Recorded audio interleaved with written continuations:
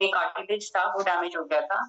उसकी वजह से मैं इस कम्युनिटी को ज्वाइन हुई। मुझे वेट लॉस करने के लिए कहा था डॉक्टर ने। मैं अपने हिसाब से बहुत कोशिश कर रही थी क्योंकि मुझे बहुत तकलीफ हो रही थी। मुझे किचन कट्टे के सामने में 5 या 10 मिनट के ऊपर खड़ी नहीं रह सकती थी। मैं रास्ते पे चल नहीं सकती थी। घर पे तो हम लोग घूमते थे यहाँ वहाँ, लेकिन अगर रास्ते पे कोई अगर मुझे बोले कि 10 मिनट 15 मिनट चलो, तो मुझे चलने में तकलीफ होती थी। मैं हाथ में कुछ लेके भी नहीं चल सकती थी, इतनी तकलीफ होती थी। आपकी एज क्या है अभी?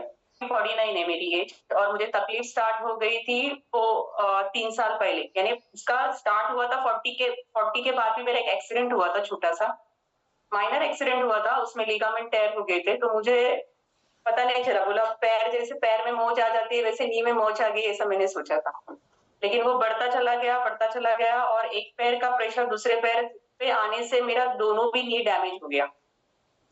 बाद में डॉक्टर ने कहा कि अभी इतने कार्टिलेज अंदर डैमेज हो गया कि नी रिप्लेसमेंट करना पड़ेगा, क्योंकि मुझे चलने में बहुत तकलीफ होती थी। मैं स्टेयर्स नहीं चढ़ सकती थी। डॉक्टर ने सारे रेस्ट्रिक्शंस मुझे लगाए थे, लेकिन उम्र इतनी नहीं थी कि नी रिप्लेसमेंट करें। डॉक्टर ने कहा था कि एज के 55 तक आपको आगे ढकल यानी ले जाना है, क्योंकि अगर अभी नी रिप्लेसमेंट करे और एज में 60-65 में अगर फिर से आपको प्रॉब्लम आ जाए और नी रिप्लेसमेंट करना पड़े तो तकलीफ हो जाएगी। इसलिए आपको जितना हो सकेगा उतना आपको आगे ये प्रॉब्लम आपको ले जाना है।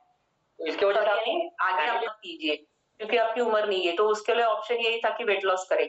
तो मैंने अपनी तरफ से बहुत कोशिश की वेट लॉस करने की, लेकिन हो नहीं पा रहा था। 1-2 किलो हो जाता था और फिर से जगह पे आ जाता था।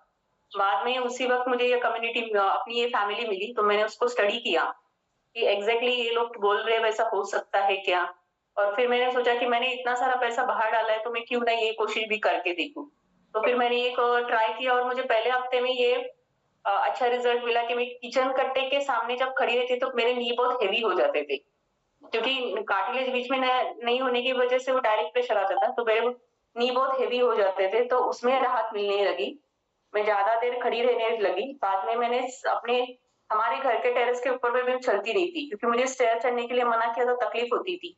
एक स्टेयर पे एक पैर रखने का, बाद में दूसरा पैर दूसरे स्टेयर पे रखने का, दूसरा पैर वहां पे लेके फिर ऊपर चढ़ने का, ऐसे मैं स्लो स्लो चढ़ती थी।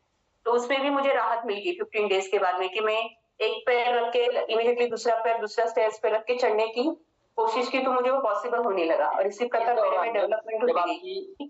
जितना हो सकेगा उतना आगे ये लेके जाने का है।